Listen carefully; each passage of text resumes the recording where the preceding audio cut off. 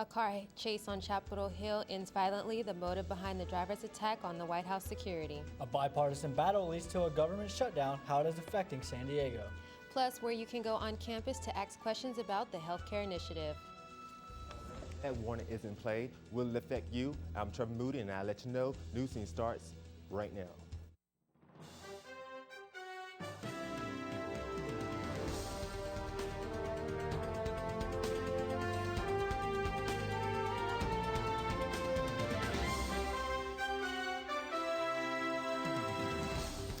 Hello and welcome to this edition of Newscene. I'm Nate Holmes. And I'm Joe Ham. Thank you for joining us.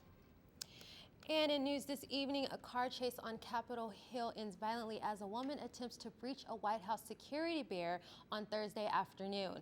The driver attempted to pass security checkpoints leading to the White House. The car fled the scene, sparking a chase that ended in a shooting near the U.S. Capitol building, where the suspect was shot and killed upon exiting the vehicle.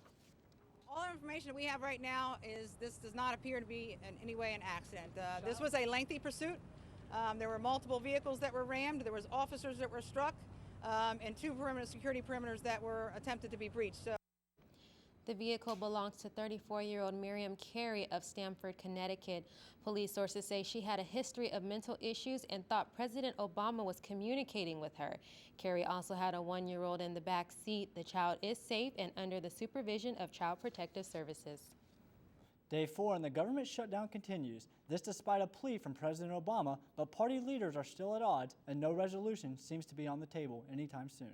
Because of the federal government shutdown, I have been furloughed. I cannot check phone messages until the government reopens.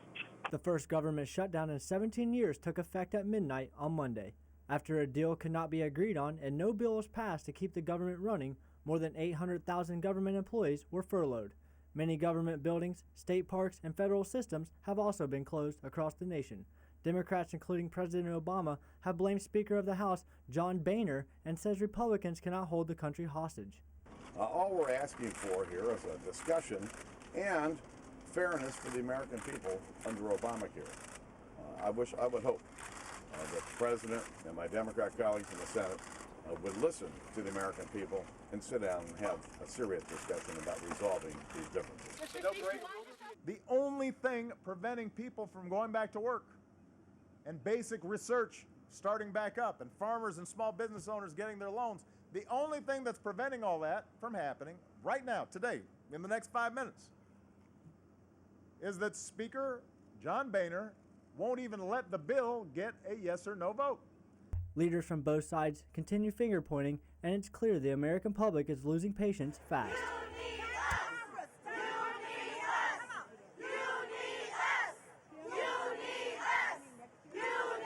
This is only the 18th shutdown in history, with the last one happening in 1996, lasting 21 days. The government shutdown in Washington is affecting San Diego. For instance, federal workers are being furloughed, home mortgage applications are delayed, and national parks like San Cabrillo Monument are closed. Also, military members and U.S. Border Patrol will be on duty, but they won't be paid. Medicare and Social Security benefits will be delayed, and IRS services won't be available. And unfortunately, the San Diego Air Show is canceled for this weekend. With the government shutdown in full swing, some 44,000 student veterans are wondering if they'll get their GI Bills on time. About 10% of San Diego City College students are veterans who would use their GI Bill to pay for classes. Although students are currently receiving benefits, they are worried a prolonged shutdown will affect more than schooling. I mean, it's scary for anyone that's receiving benefits for like disability or education. It's a crisis in that regard, and we really need to stop thinking about just the cost, but think about the value. The value of life is more than the monetary value that we're going to pay for it. Student veterans can visit the Veterans Affairs Department at the San Diego City College campus in Building A, Room 109 and Room 220. And the Affordable Health Care Act, or Obamacare, takes place on the 1st of next year. This week, Californians can start shopping for health care plans that are covered on ca.com. However, many people find the rollout of the healthcare initiative confusing. Dottie Cordell is in the health office, and she is spearheading the effort to inform students about the healthcare exchange. Go to the City College website, go to Student Health Services, and we will have a link. We have a link currently to Covered California on our website.